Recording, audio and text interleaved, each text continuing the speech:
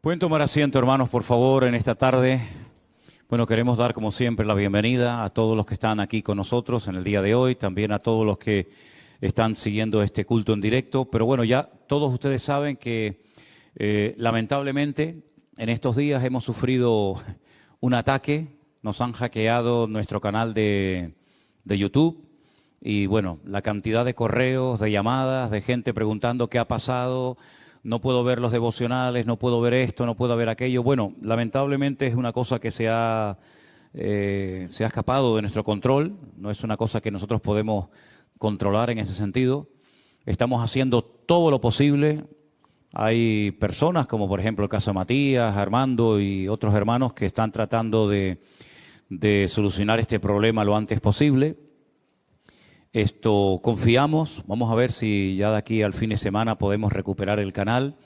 Entonces, ahora mismo solamente estamos emitiendo a través de nuestra página de Facebook, porque el canal ha sido, ya digo, hackeado, empezaron a poner ahí un montón de tonterías, un montón de cosas que no tienen nada que ver con nosotros. Esto crea confusión, la gente dice, bueno, pero ¿esto qué es? Hablando de criptomonedas y de Bitcoin y todos estos rollos. Entonces, claro, la gente lógicamente pues está triste, ¿no? Está triste porque, oye, es una herramienta que hemos utilizado mucho en estos últimos años. Mucha gente ha sido bendecida, muchas personas, vamos a decir que dependen, ¿no? Porque no tienen una iglesia física, están a veces enfermos, incluso gente en las cárceles también, en hospitales, que ponen el culto y ahí pues se gozan y reciben bendición. Todo eso, pues, desde hace unos días no puede ser. No podemos salir al aire. Y, claro, nosotros tenemos que demostrar, no los que nos robaron, no los que atacaron, sino, curiosamente, nosotros, que somos las víctimas en este caso, tenemos que demostrar que ese canal es nuestro de hace muchos años.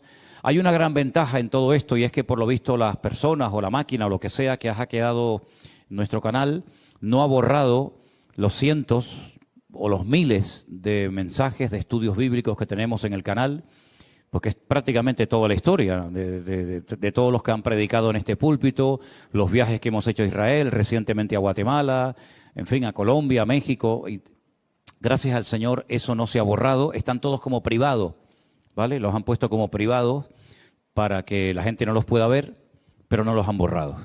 Entonces se están haciendo las gestiones y presionando y hablando por aquí y por allá a través del canal también de Alberto, porque como nos bloquearon el nuestro, no había forma de poder comunicarnos con la gente de YouTube, pero bueno, buscamos otro medio. Así que, hermano, hay que seguir orando, ¿sabe? Hay que seguir orando porque no estamos en este momento con el control absoluto y poder transmitir a través del canal de YouTube, que es lo que nos gustaría. Saben que, por ejemplo, cuando hay cultos, los jueves o los domingos, YouTube es lo que se usa para transmitir la reunión en directo y Facebook se utiliza para traducir la reunión, el mensaje a inglés.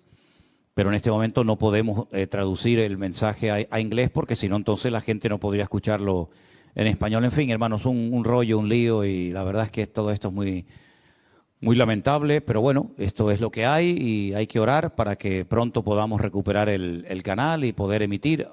Y que permita al Señor que de aquí al domingo podamos recuperarlo. Confío de que ustedes están orando porque esto es algo que nos beneficia y nos afecta a todos. Yo siempre digo que cuando hay bendición, la bendición afecta a todos. Pero cuando no hay esa abundancia, pues todos también la padecemos, ¿no? Bueno, sea como sea, estamos esperando en el Señor que se produzca un milagro de un momento a otro. Bueno, yo les decía el otro día, el domingo, que hoy vamos a hacer algo especial. Es algo que no solemos hacer así de esta manera. Y es que yo he estado estudiando y sigo estudiando lo que se llama la genealogía, el árbol genealógico de la vida de Cristo, ¿no? Hay dos genealogías, como bien saben ustedes. Una está en Mateo, capítulo 1, y otra está en el Evangelio de Lucas, capítulo 3. En el Evangelio de Mateo, capítulo 1, es muy interesante la cantidad de nombres que aparecen, pero lo que me llamó la atención es que hay 4 mujeres que se mencionan y puesto que son 4 mujeres, no es que yo no pueda hablar de las mujeres de la Biblia, ni mucho menos, ¿no? Lo he hecho muchas veces y lo voy a seguir haciendo. Pero se me ocurrió la idea de pedirle a 4 mujeres de la iglesia que compartieran un trocito de la vida de estas 4 mujeres que son Tamar. Ahora la que le toque hablar de Tamar va a explicar quién era esta mujer y por qué vamos a hablar de ella. La siguiente sería Rahab, esa es más conocida, ¿verdad? Después tenemos a Ruth, también muy conocida, de hecho hay un libro en la Biblia que se llama Ruth. Y tenemos finalmente a Betsabé, ¿vale? Entonces, vamos a orar un momentito, porque yo sé que las 4 están muy contentas de poder compartir, pero creo que llevan 3 noches y 3 días sin dormir, preocupadas, nerviosas, hoy que me van a ver, ¿qué voy a decir? Bueno, por favor no se ría nadie, ¿eh? Es más, yo le pediría, para ánimo a ellas, que cuando terminen de compartir, le demos de cariño un aplauso, ¿les parece? Vale. Pero depende de cómo compartan. Si comparten mal, no hay aplauso. ¿Vale? Ahora están diciendo, madre mía, como no aplaudan, trágame tierra. Señor, te damos muchas gracias por esta nueva oportunidad que nos das de poder estar juntos. Tú sabes cuáles son nuestras necesidades, nuestras peticiones. Estamos orando, Señor, para poder volver a recuperar el canal, Señor, que tanta ayuda y tanta bendición ha traído a miles de personas. Todo está en tus manos, confiamos en ti. Te pido que le des sabiduría a los hermanos que están trabajando arduamente de noche y de día para volver a recuperarlo. Que tú nos guardes, Señor, de estos ataques, de estas cosas que no benefician para nada la obra. Ayúdanos, Señor. Defiende tú nuestra causa. Tú eres nuestro juez, nuestro abogado, y tú sabes por qué hacemos todo lo que hacemos, Señor. Ahora te pedimos de una forma especial por las 4 hermanas que van a compartir acerca de la vida de estas 4 mujeres tan interesantes, que tú les des tranquilidad, que puedan compartir todo lo que han preparado y han puesto en su corazón, y que sea de bendición lo que nos enseñen en esta tarde. En el nombre de Jesús, amén. Y amén. Bueno, pues la primera que va a compartir va a ser nuestra hermana Vanessa, ¿vale? Le damos un aplauso de bienvenida. Por lo menos el de bienvenida ya lo tiene. Adelante, Vanessa. Dios te bendiga. Viene decidida, vamos a ver cómo se baja del púlpito. Adelante, venga. Buenas tardes, hermanos, el Señor les bendiga. Voy a tratar de hablar despacio, porque a mí me dan los nervios y voy de carrerilla. A ver, el personaje que voy a hablar hoy es de Tamar. En la Biblia se hablan de 3 mujeres que se llaman Tamar. Está la hija del rey David, está la hija de Absalón, y luego está Tamar, que es la que vamos a estar hablando en esta tarde. El significado es palmera, y escuchamos hablar de ella por primera vez en Génesis 38:6. Dice, después Judá tomó mujer para su primogénito la cual se llamaba Tamar. Aquí es donde vemos que Tamar es nombrada por primera vez. Si hacemos un breve resumen, Judá es el 4.º hijo de Jacob. Judá tiene 3 hijos, el primogénito que se llama luego tiene otro hijo que se llama Onán y luego tiene a Sela. Tamar se casa con el primogénito de Judá, que es pero hacía cosas malas ante los ojos de Dios y Dios le quita la vida. Tamar queda viuda. Ahora pasa a ser el marido, el esposo del 2.º hijo de Judá, de Onán. ¿Y eso por qué? Si vamos a Deuteronomio 25:5,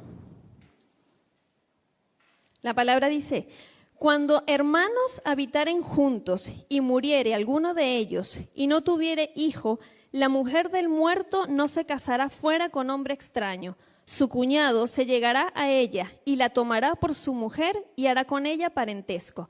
Versículo 6. Y el primogénito que ella diere a luz sucederá en el nombre de su hermano muerto, para que en el nombre de éste no sea borrado de Israel. Aquí vemos cómo eran las costumbres de ese tiempo. Murió el primogénito Tamar no quedó embarazada, no hubo descendencia, así que tiene que casarse con el 2.º hijo, que sería Onán.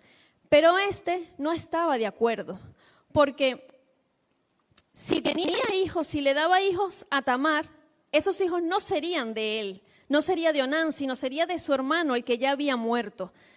Así que él hizo todo lo imposible para que Tamar no quedara embarazada y de esa manera no tuviera descendencia. Y como sabemos que ante Dios no se puede esconder nada, esa fue una actitud y un comportamiento que a Dios tampoco le agradó y no le gustó nada, así que Dios le quita la vida también a Onán. Judá ya se queda sin 2 de sus hijos, con miedo y con temor de que pudiera pasarle lo mismo a su hijo Sela. le dijo a Tamar que fuera a casa de su padre, que estuviera allí, que viviera su luto en casa del padre y que cuando su hijo Sela fuese más grande, porque al parecer aún era muy joven, cuando fuese más grande se lo daría como esposo. Tamar obedeció, Tamar fue a casa de su padre y allí estuvo ella haciendo su luto y esperando. Pero pasaba el tiempo, pasaban los días y ella veía que Judá no cumplía su palabra. Y ya su hijo Sela era grande, era adulto y ella no podía casarse aún con él y de esa manera tener descendencia. Durante ese tiempo se entera Tamar que la esposa de Judá muere y ella pues hace una acción. Ahí es donde ella actúa. Se quita sus ropas de luto, se pone un velo que se tapa la cabeza y se tapa la cara y se va al encuentro de Judá, de su suegro. Ella sabía lo que estaba haciendo. Judá no sabía que ella era Tamar, sino pensó que era una ramera, porque no le veía su cara. Y pensando que era una ramera, la invita a que se acostara con él. Tamar, como lo dije anteriormente, ella sabía lo que estaba haciendo y le pide algo a cambio. Judá le dice que sí, que le puede dar un cabrito. Al día siguiente le dice que podría mandar a uno de sus hombres y le entregarían el cabrito. Pero Tamar no se queda con esas. Ella quería algo que pudiera tener en sus manos. Y le pide 3 objetos que tenía Judá. Le pide su sello, su cordón y su báculo. Y Judá se lo da pensando, bueno, al día siguiente yo mando a mis hombres, le entregan el cabrito y ella me da mis objetos. ¿Qué pasa al día siguiente? Que cuando van sus hombres a buscan una ramera. ¿Dónde está la ramera que estaba el día anterior? Y nadie sabía de ella. Nadie la había visto, nadie sabía dónde estaba. Así que Tamar se quedó con esos 3 objetos. Y si vamos a Génesis 38, 24, dice: sucedió que al cabo de unos 3 meses fue dado aviso a Judá diciendo: Tamar, tu nuera, ha fornicado, y ciertamente está encinta a causa de las fornicaciones. Y Judá dijo: sacadla y sea quemada. Esta noticia para Judá fue, impresionante porque él dice: ¿cómo va a estar Tamar embarazada si yo aún no le he dado a mi hijo? Ella sigue siendo mi nuera, pero yo aún no le he dado a mi hijo.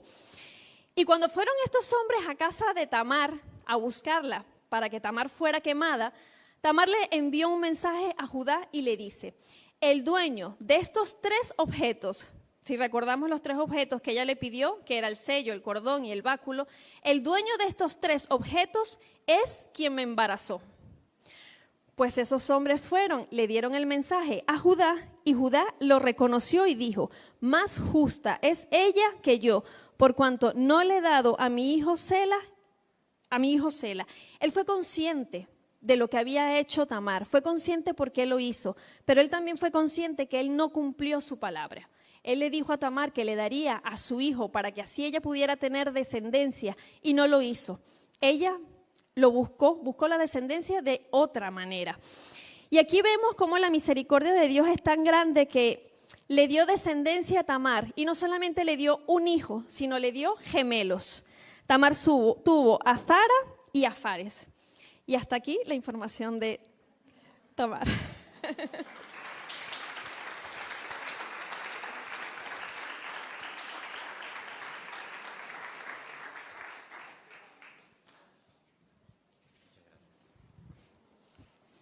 Bueno, si te aplaudieron quiere decir que les gustó la información que diste, ¿no?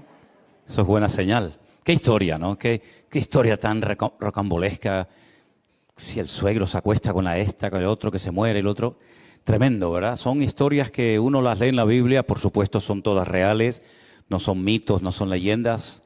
Pero mira, y esta mujer precisamente aparece en la lista de la genealogía del Señor Jesucristo. Porque como saben ustedes, el Señor Jesucristo es descendiente de la tribu de Judá y estos hijos eran hijos de Judá. Así que qué interesante, ¿no? Bueno, vamos a seguir aprendiendo. Ahora viene, no es esta que me estás poniendo aquí en la pizarra, ahora viene Rahab. Y Rahab la va a compartir esta señora que viene para acá. la podemos recibir también con un aplauso, si no les parece, ¿eh? No vale, el aplauso es para después. Bueno, he tenido hoy un día de locos. En vez de poder estar tranquila para presentarme aquí a compartirles, tuve un día de corre, corre, corre, y cuando me tomé la tensión la tengo altísima y un dolor aquí, pero bueno, el Señor está aquí y Él me ayudará. Bueno, ya el nombre se ha dicho, ¿verdad? Estos días hemos estado haciendo las mujeres desayunos que le hemos llamado desayunos que inspiran. Y en esos desayunos que hemos tenido bastante a menudo hemos nombrado distintas mujeres de la Biblia y cada una de las hermanas ha compartido una característica que ha destacado en ella. Así que tengo un poquito ventaja porque justo Rahab la tocamos la semana pasada, ¿verdad? Seguro que muchas de las hermanas que están aquí tienen bastante aprendida la lección. Bueno, yo le puse un título a esta mujer y es una mujer que supo aprovechar su oportunidad. ¿Quién era Rahab? No se me ocurrió buscar el significado, pero porque el de Ruth, el de incluso Tamar, el de muchos personajes sabemos los significados, pero de Rahab nunca se ha dicho el significado de su nombre ni se me ocurrió buscarlo, pero rápidamente ahí busqué y miren lo que pone. En el folclore judío, Rahab es el nombre de un demonio marino, un dragón del agua, gobernante del mar. Imaginaos lo que es, pero vamos a ver lo que era Rahab. Rahab era una mujer pecadora, era una prostituta, tenía una casa de prostitución.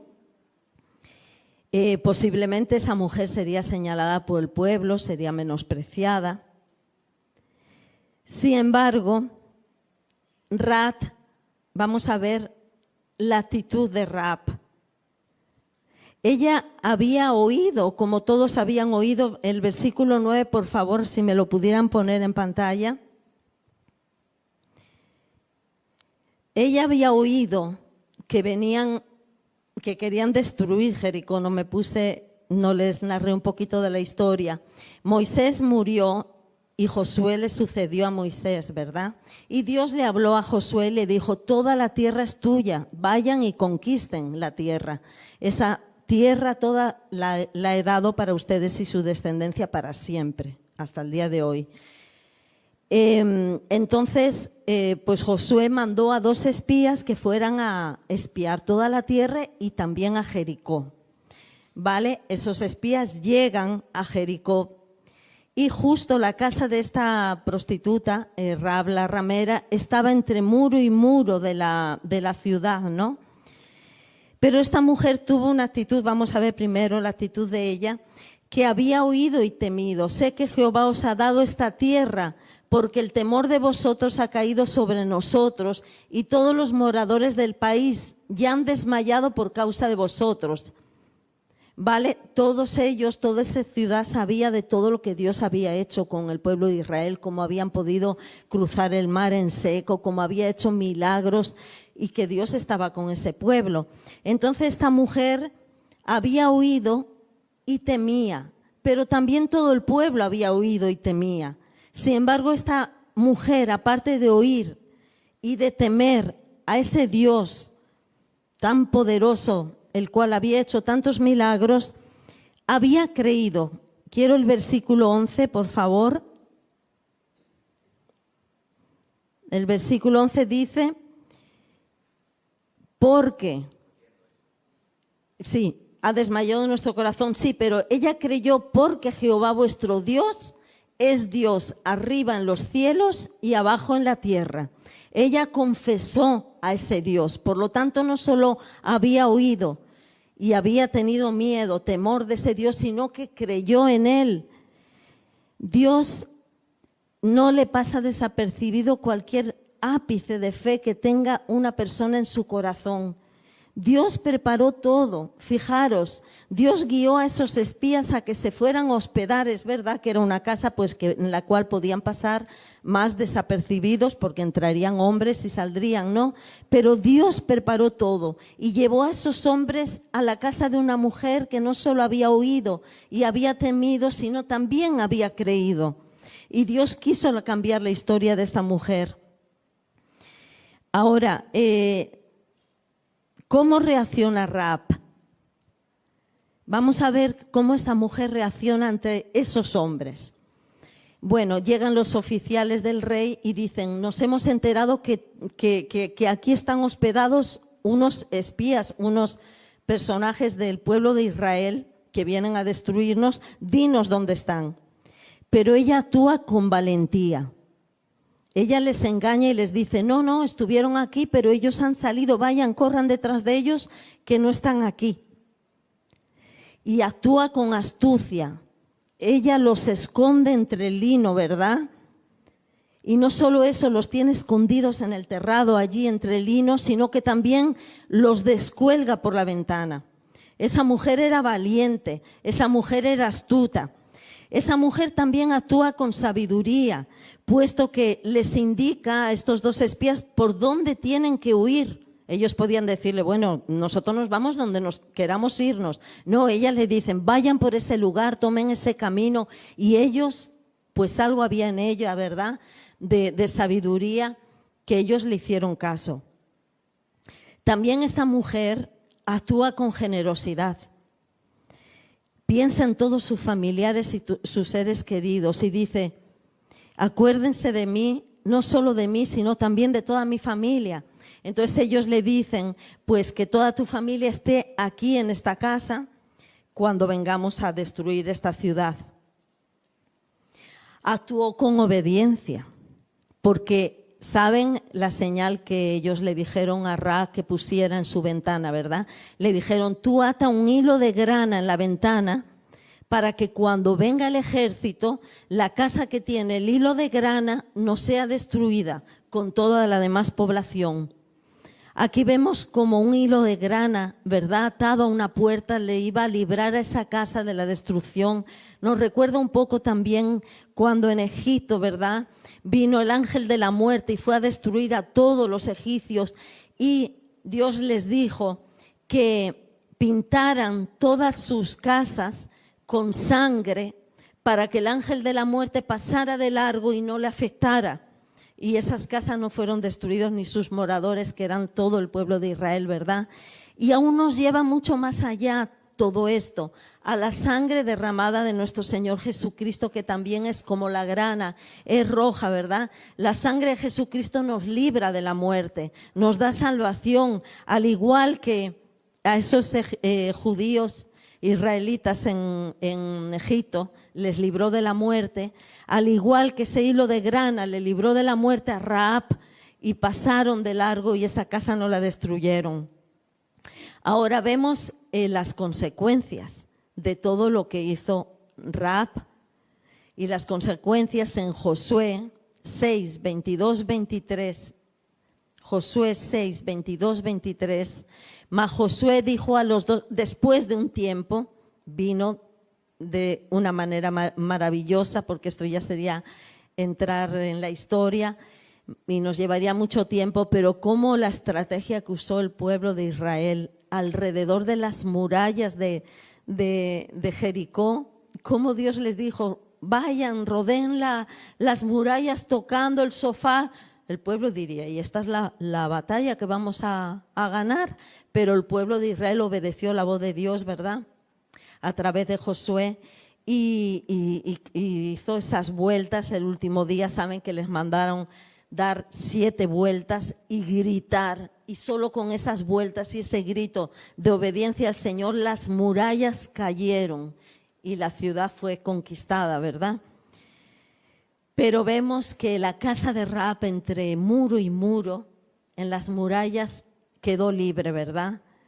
Y en esa toma de la ciudad de Jericó, ella fue salvada, ella y toda su familia.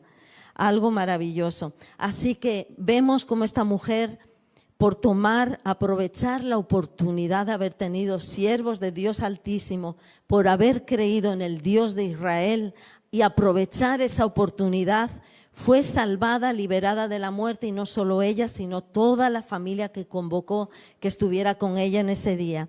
Así que vemos también cómo Dios cambió su destino. En la Biblia hay un antes y un después en la vida de Rahab. Es increíble, de ser una prostituta menospreciada, pecadora, pasó a formar parte de la genealogía, primero del rey David, porque fue tatarabuela del rey David. Después se casó con, creo que uno de los espías, ¿verdad?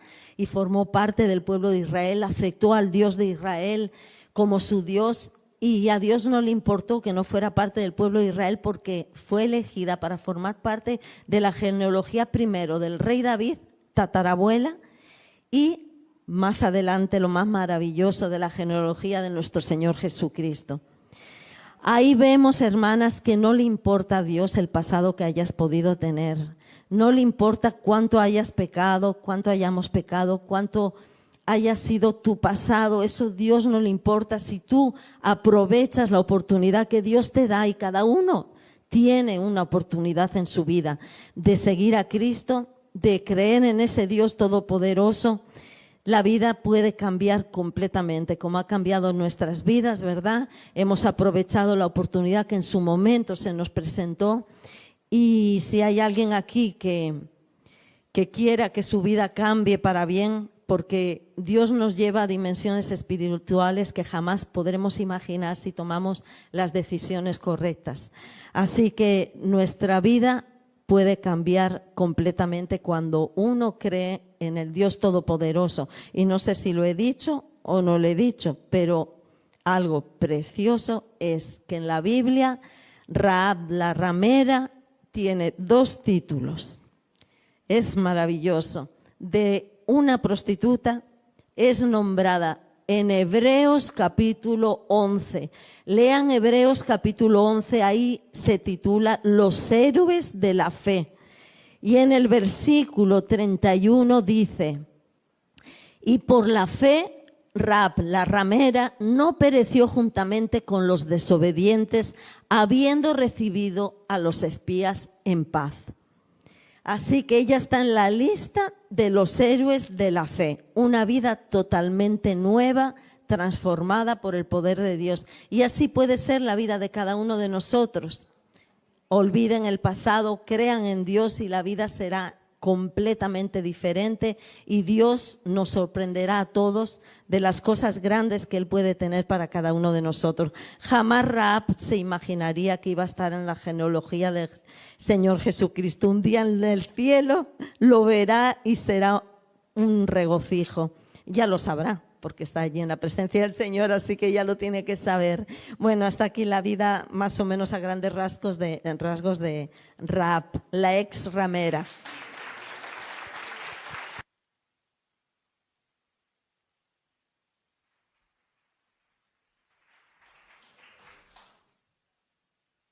Dios, qué historia también tan interesante de esa mujer, ¿no?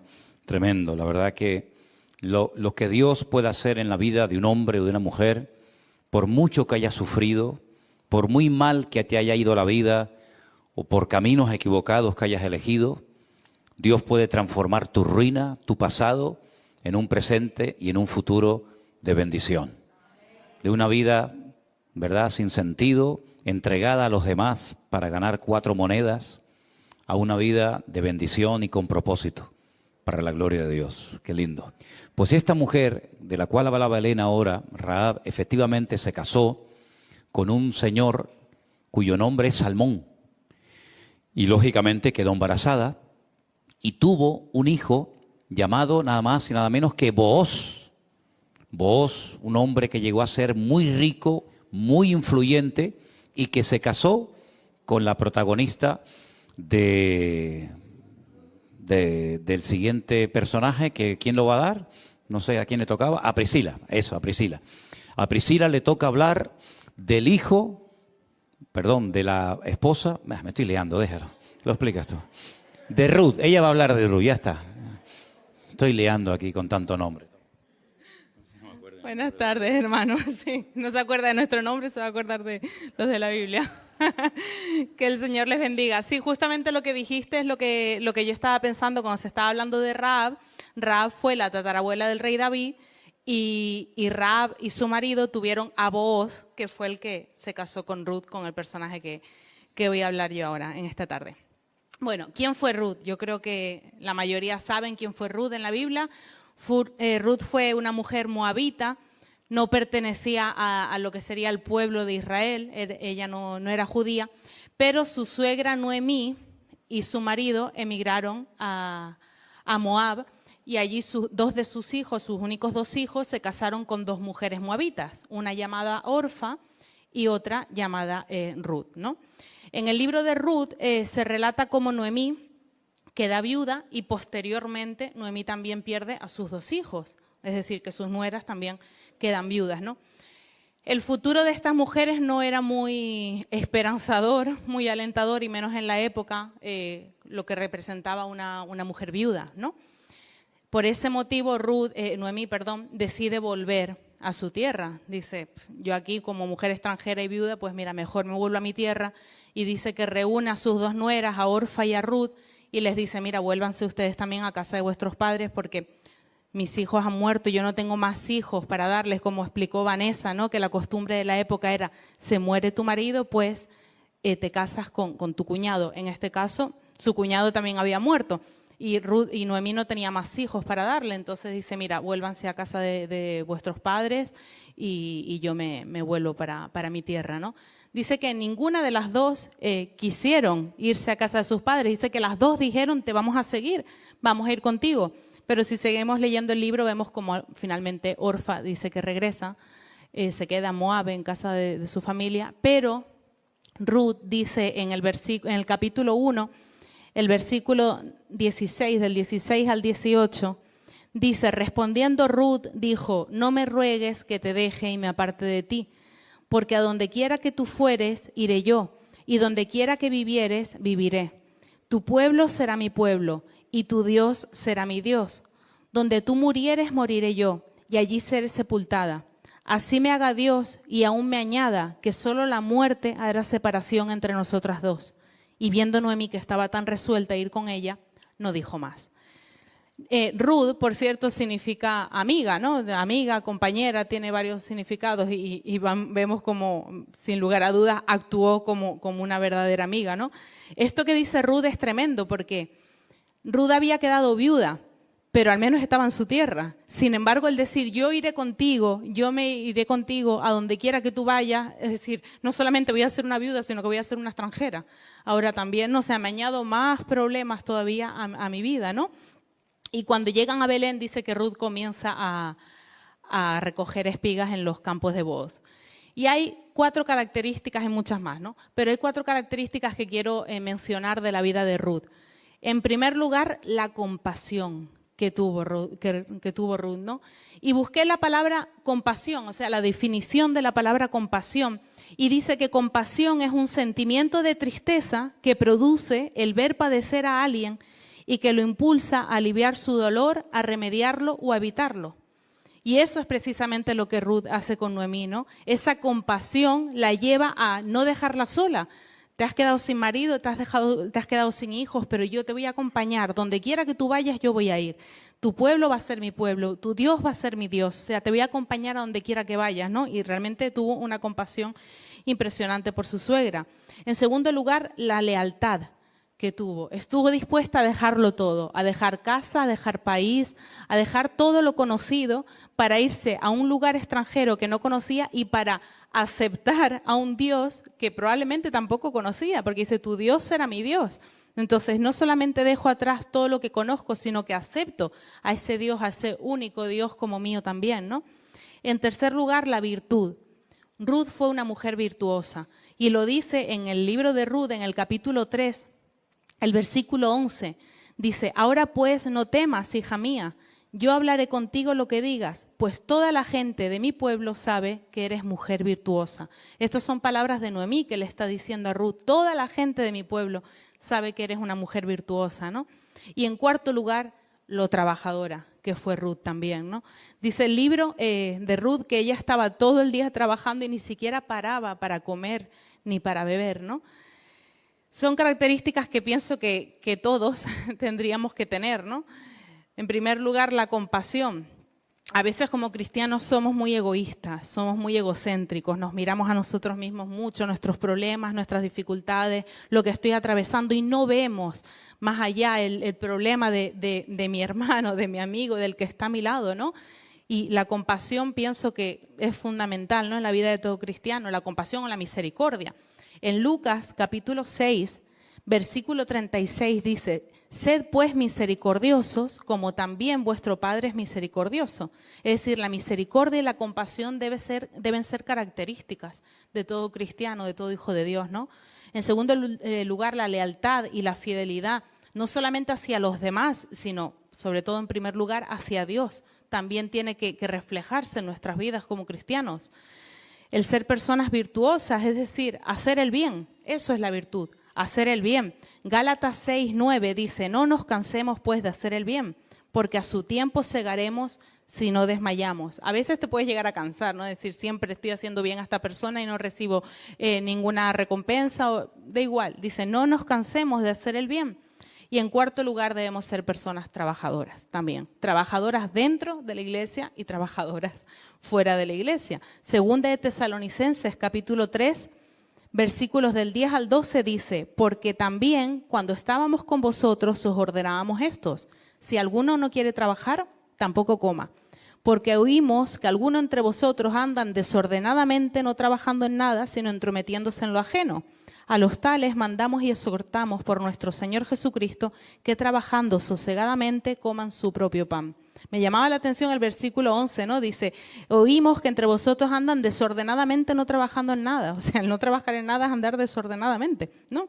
Y en 1 Corintios, capítulo 15, versículo 58, dice, así que hermanos míos, amados, estad firmes y constantes, creciendo en la obra del Señor siempre, sabiendo que vuestro trabajo en el Señor, trabajar fuera y trabajar dentro, no es en vano, ¿no? Entonces, la vida de Ruth es un ejemplo visible que podemos leer a través de su libro, y vemos como dice en Ruth capítulo 2, versículo del 8 al 12, dice, entonces Booz le dijo a Ruth, oye, hija mía, no vayas a espigar otro campo, ni pases de aquí, ni pases de aquí, y aquí estarás junto a mis criadas, más bien el campo que siguen, síguelas. Porque yo he mandado a los criados que no te molesten. Cuando tengas sed, ve a las vasijas y bebe agua que sacan los criados. Ella entonces, bajando su rostro, se inclinó a tierra y dijo, ¿por qué he hallado gracia en tus ojos para que me reconozcas siendo yo extranjera? Y respondió Booz y le dijo, he sabido todo lo que has hecho con tu suegra después de la muerte de tu marido, que dejando a tu padre y a tu madre y la tierra donde naciste, has venido a un pueblo que no conociste antes. Jehová recompense tu obra y tu remuneración sea cumplida de parte del Dios de Israel, bajo cuyas alas has venido a refugiarte. Todo esfuerzo tiene su recompensa, siempre. Todo trabajo en el Señor no es en vano. El trabajo que Ruth hizo, probablemente en silencio, sin que nadie la viera, tuvo su recompensa y Booz la vio y Booz la elogia de esta manera, ¿no? Ruth es un ejemplo a seguir para todos nosotros. Se convirtió en un apoyo para Noemí, para su suegra, y gracias a su actitud y a la importante decisión que ella tomó de seguirla y de hacer del Dios de Israel su propio Dios también, pues vemos cómo termina casándose con Booz, con ese jefe, con ese hombre rico, y llega a ser la abuela, nada más, la bisabuela, perdón, nada más y nada menos del rey David. Y si seguimos leyendo toda la genealogía, vemos cómo es descendiente, nuestro Señor Jesucristo es descendiente también de ella, ¿no? Entonces, todo trabajo que hagamos en el Señor no es en vano. Tenemos que esforzarnos, tenemos que ser valientes, tenemos que tener compasión y hacer nosotros nuestra parte para que después Dios también haga la suya. Amén.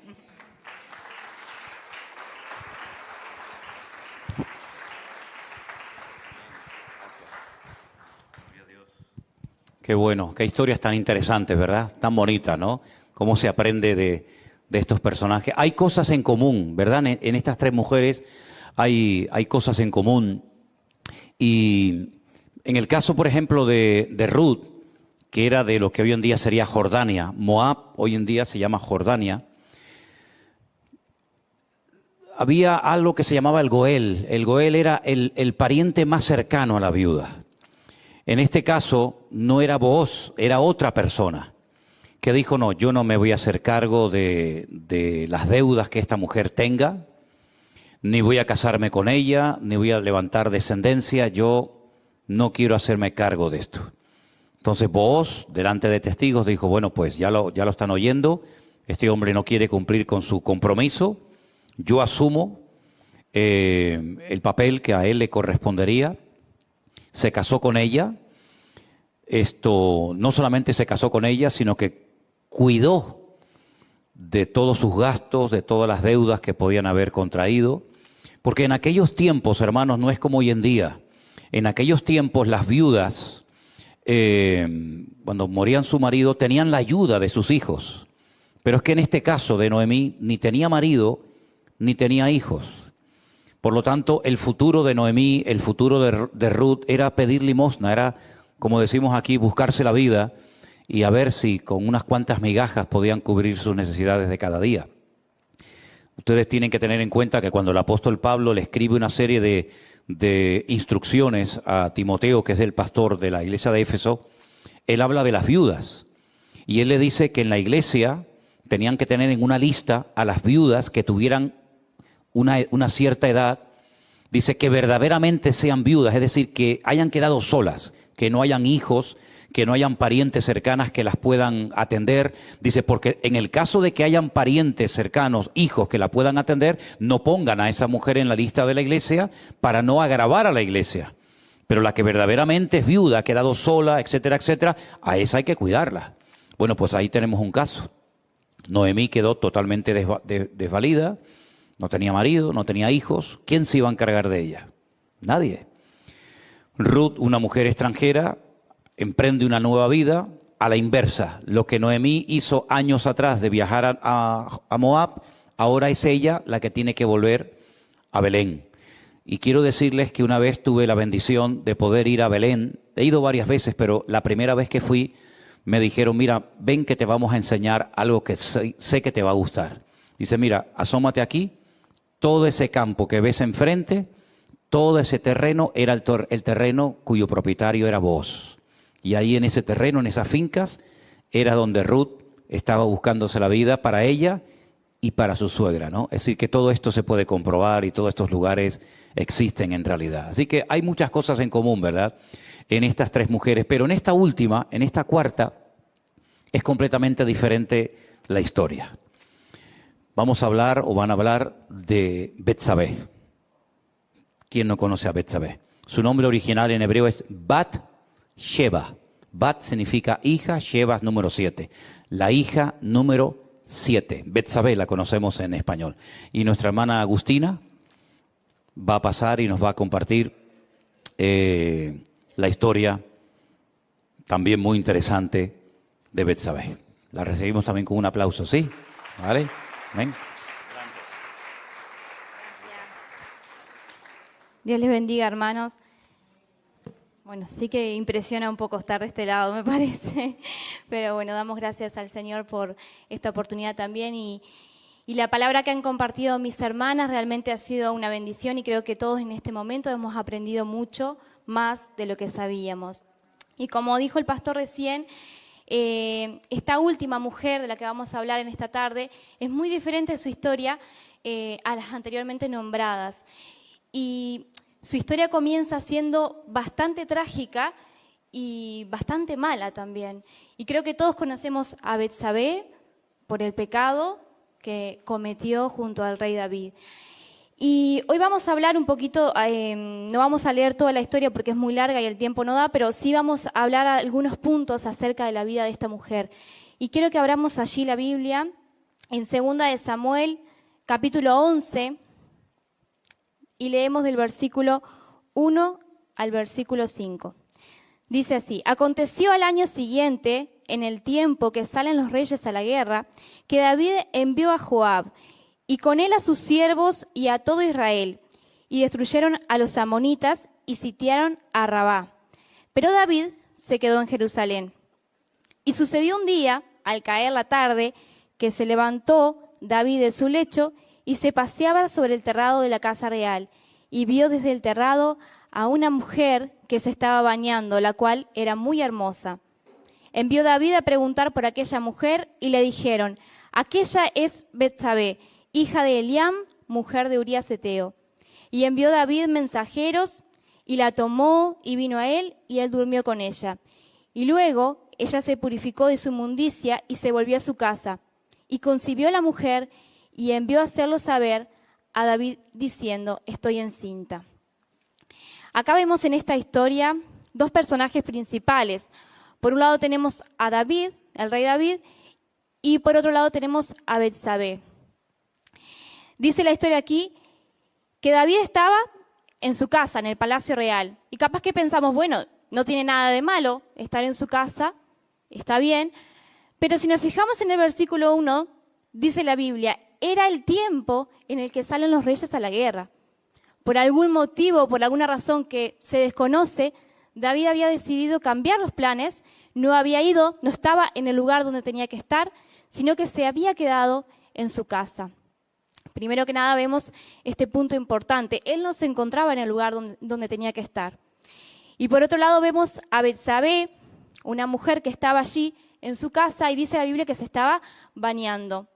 Bueno, no era nada malo, quizás ella no sabía que el rey estaba en su casa, porque ese era el tiempo en el que los reyes salen a la guerra, quizás ella no sabía. Pero de todas maneras, vemos acá una Betsabé que no fue cuidadosa, no fue prudente en este sentido, y no preservó la intimidad de su baño. Entonces, estas cosas que ellos hicieron, estos errores que cometieron en este momento determinado, hizo que se desencadenara un pecado tremendo, que fue lo que leímos luego, el adulterio. Ellos cometieron adulterio. Y no solo que cometieron adulterio, sino que si seguimos leyendo la historia, todo el capítulo 11, vamos a darnos cuenta que ellos se ponen de acuerdo para ocultar esto y decir, bueno, vamos a hacer de cuenta que no ha pasado nada, vamos a hacer de cuenta que acá no pasó nada, que vos estabas en tu casa, que, bueno, nosotros nunca nos vimos, nunca sucedió esto. Y eso fue muy desagradable ante los ojos de Dios, muy desagradable, porque no solo que pecaron, sino que persistieron. Y esta historia creo que nos enseña a todos las trágicas consecuencias que puede tener un pecado oculto y no confesado.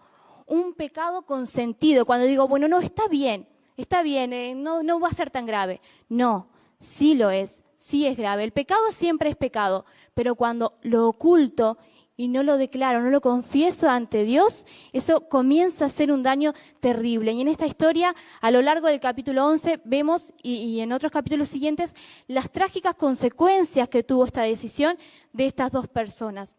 Vemos que comienza a haber angustia en sus vidas, dolor, porque yo me imagino a Betsabé y ella decía, estoy engañando a mi esposo, no solo que lo engañé, sino que lo sigo engañando, estoy siendo infiel, estoy ocultando, le estoy mintiendo. Y quizás él hasta pensaba que ella era una mujer totalmente fiel.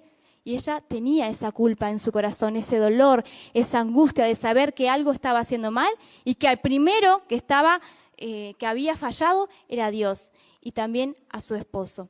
David también sabía que esto estaba mal, pero sin embargo decidieron dejar las cosas así en lugar de confesar y decir, hemos hecho esto, y la cosa comienza a ser cada vez peor. Por un lado, que creo que esto es lo que a mí me llama mucho la atención de la historia de Betsabé, es ver y comparar la actitud de ella y la actitud de David con la actitud de Urías, su esposo. Creo que no es menor que la Biblia dice y declara realmente la fidelidad de Urías ante el rey. Dice que David, cuando se enteró de que ella estaba embarazada, que había quedado embarazada, David dice, bueno, voy a traer a Urías para que venga. Así capaz que se queda en su casa y piensan que acá no ha pasado nada, que el hijo es de Urías. Pero ¿qué hace Urías?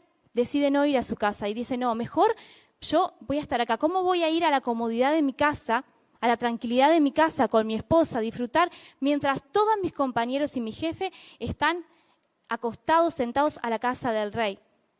yo me quedo acá con mis compañeros.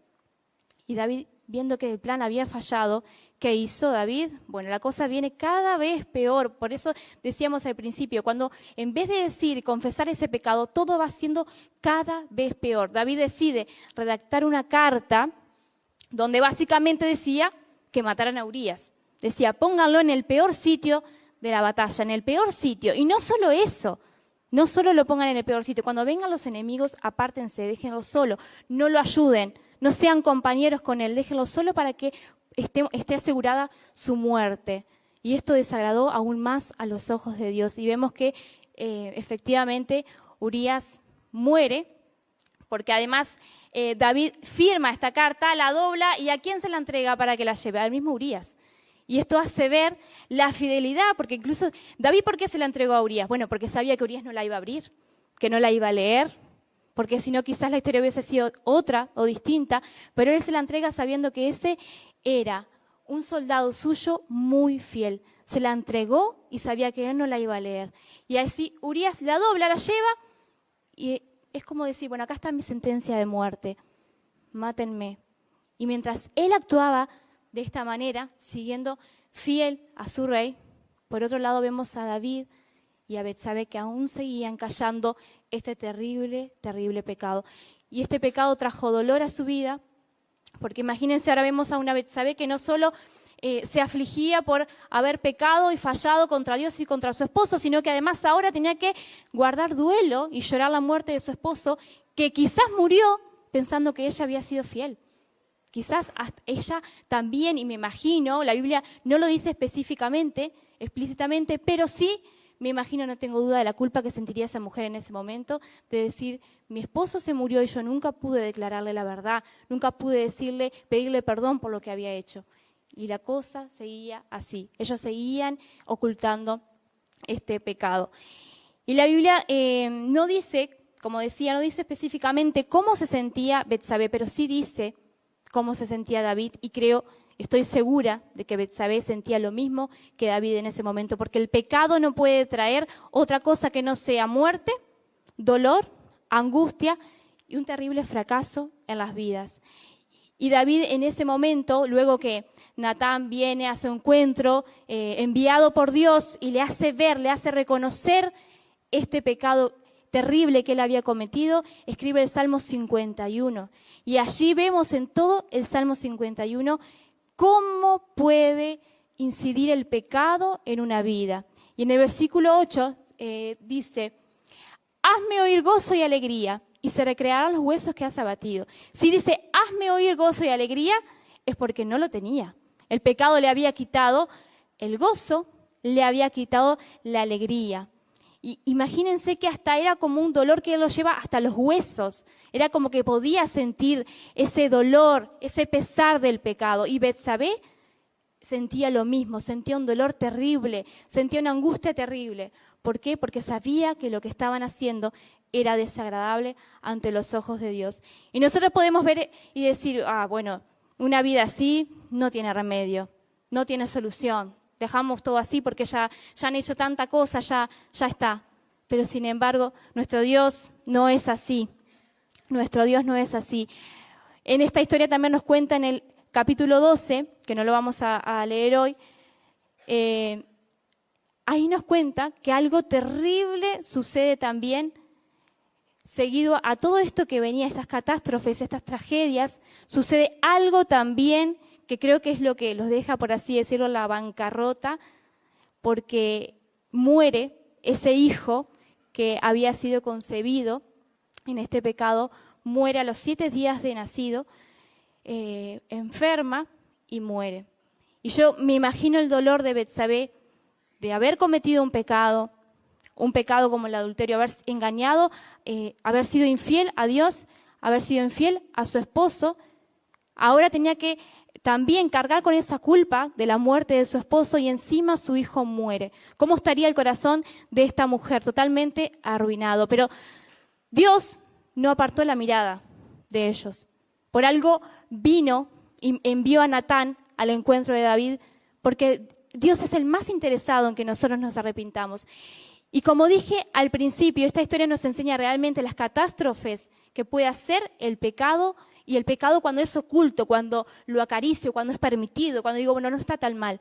Eso poco a poco destruye las vidas. Pero también esta historia nos enseña de que para Dios no hay nada imposible. Y como dice la palabra de Dios, donde abundó el pecado, sobreabundó la gracia de Dios. Y cuando hay un corazón que realmente está arrepentido, si hay un pecado abundante, pero hay un corazón totalmente arrepentido, que quiere cambiar, que quiere ser restaurado, no hay nada imposible para nuestro Dios. Amén. Y eso es lo que nos enseña también. Dios tiene una infinita misericordia y de alguna manera esa miseria que hay en nuestras vidas, ese pecado, por más sucio que nos parezca, por más arruinado que parezca que pueda estar una vida, Dios puede tomar esa ruina, Dios puede tomar ese fracaso y convertirlo en algo bueno, porque Dios nos ama y es inexplicable el amor de Dios. Yo escuchaba una predica del pastor Manolo que es de hace un tiempo y decía eso, yo no puedo entender, y yo pienso, yo tampoco puedo entender cómo Dios nos ama, pero Dios realmente nos ama. La Biblia dice que Dios está enamorado de nosotros, Él nos ama con amor eterno y es inexplicable realmente que nosotros siendo pecadores, Dios nos pueda amar así, pero es la realidad. No hay pecado que el Señor no pueda quitar, no hay pecado que Dios no pueda limpiar, no hay ruina que Dios no pueda levantar si hay un corazón que está arrepentido y que quiere ser restaurado. Amén. Y en esta historia vemos después que luego de que ellos pasan esta tormenta, esta oscuridad de la muerte de su hijo, Dios los bendice con otro hijo que es el rey Salomón, quien será luego el rey Salomón. Amén. Así que vemos también el gran amor y la gran misericordia de Dios, que es infinita y eterna. Amén. Dios les bendiga, hermanos.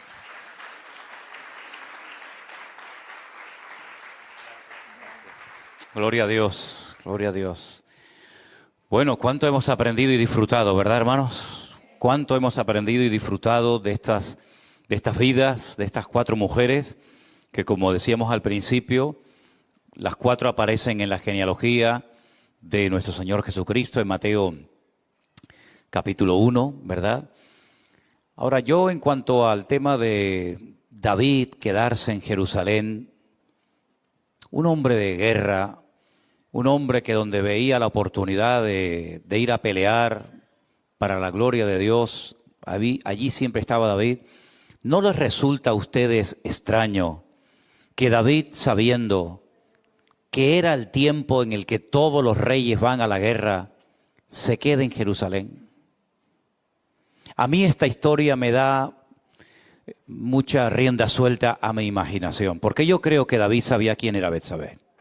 Porque Urías era de los más cercanos al rey David. Ustedes saben que los ejércitos pues tienen como una especie de círculos concéntricos, ¿no? Está la tropa, que prácticamente nunca llega a tener contacto directo con los mandos, pero luego están los más allegados, los más cercanos.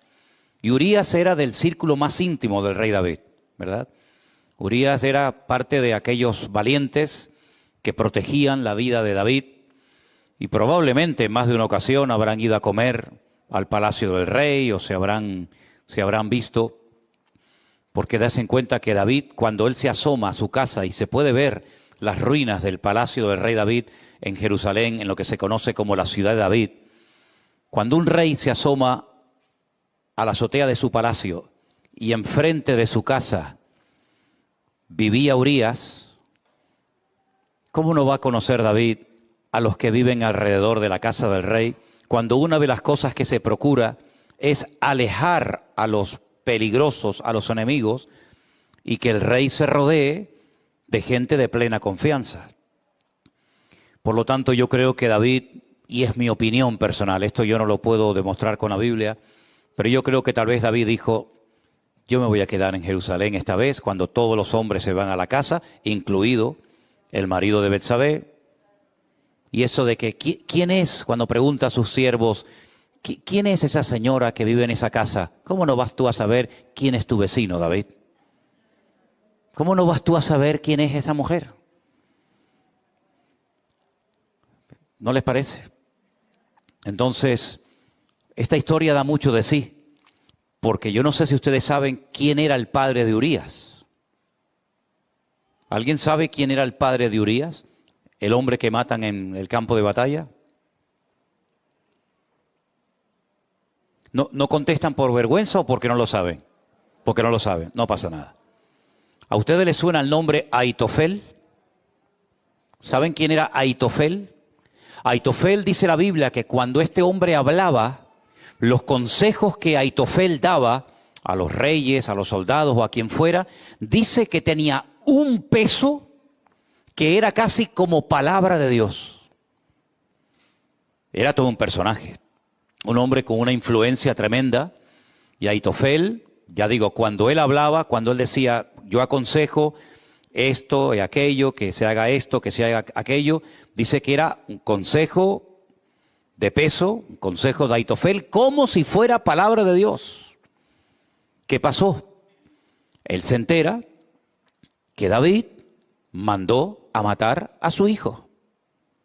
Esto lo sabía todo el mundo, pero nadie abría la boca porque ya saben cómo era David. David era de estos que como le miraras raro o le hicieras el más mínimo comentario, sacaba la espada y te dejaba seco en el sitio. Pero el resentimiento, el dolor, la tristeza, la amargura estaba en el corazón. Llegó un momento en el que David tuvo un hijo llamado Absalom, padre de paz, Absalom, y da un golpe de estado contra su padre. ¿Sí o no? ¿Se acuerdan? Dice que se ponía en la puerta de la ciudad y decía a la gente cuando iba a entrar a la ciudad, porque los reyes no solamente eran reyes que iban a la guerra, sino eran como especie de jueces, daban consejos, ayudaban a la gente a resolver problemas cotidianos.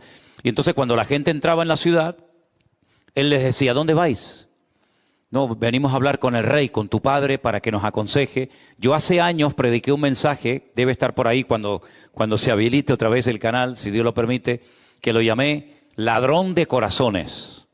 Porque dice que robaba el corazón del pueblo. Decía, mi padre está muy ocupado. Ay, si yo fuera rey. Si yo fuera el rey, yo les atendería. Yo sería más amigo de ustedes. Pero es que mi padre siempre está con las guerras, con las batallas, siempre está liado para aquí, para allá. Pero cuéntenme a mí los problemas que yo les voy a... Y dice que le robaba el corazón a la gente. Era un traidor, ¿verdad? Él no se interesaba en la gente. Él lo que quería era el trono de su padre. Pero como Salomón iba a ser el rey, este se ponía en la puerta de la ciudad a robar el corazón de la gente, a hablar a espaldas del padre, hasta que al final se siente fuerte y hace un golpe de estado contra su propio padre. Hasta el punto que el padre David tiene que salir corriendo de Jerusalén. Y dice que salió descalzo, no le dio tiempo ni de ponerse las sandalias. Porque Absalón venía a matar a su padre. Un envidioso, un celoso, una persona con una amargura y un resentimiento y que va a matar a su padre. ¿Y qué es lo primero que le dice a Aitofel? Porque Aitofel es el que apoyó el golpe de estado. ¿Se dan cuenta? Aitofel le dice a Absalón, coge a todas las mujeres y a las concubinas de tu padre, sube a la azotea. ¿A qué azotea, hermanos? A la azotea donde tu padre observó a Betsabé y la mandó a llamar. Sube a la azotea, pon una carpa y acuéstate con todas las mujeres y concubinas de tu padre para que el pueblo vea que te has hecho abominable a sus ojos. Y en el lugar donde David pecó en secreto, Absalón peca en público. Pega un golpe de estado, Aitofel lo apoya.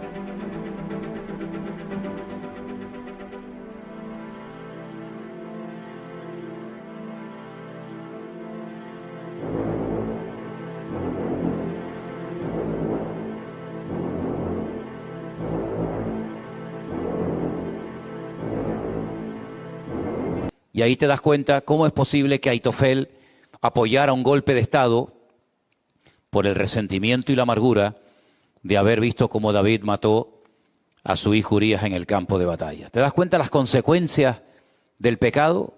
No pasa nada. No pasa nada es lo que tú dices. Pero las consecuencias fueron que el hijo que nació murió.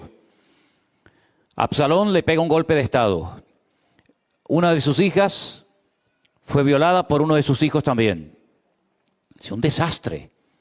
Natán le dijo, nunca se apartará la espada de tu casa.